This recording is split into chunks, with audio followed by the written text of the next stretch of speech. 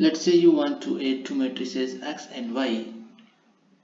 We can do that in one line using list comprehension.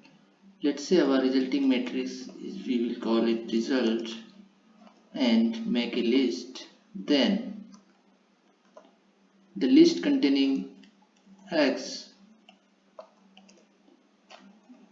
I element and j element plus matrix y, I element and j element. Then we will loop the column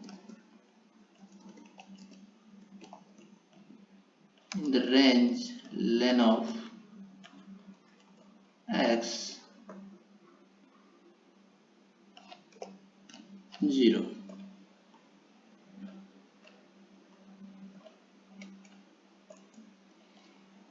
Then we will loop through rows of matrix x.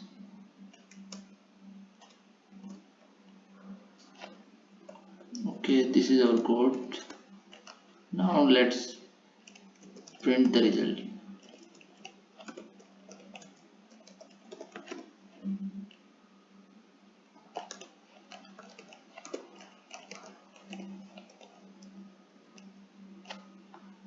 And let's run it. As you can see, it is working fine.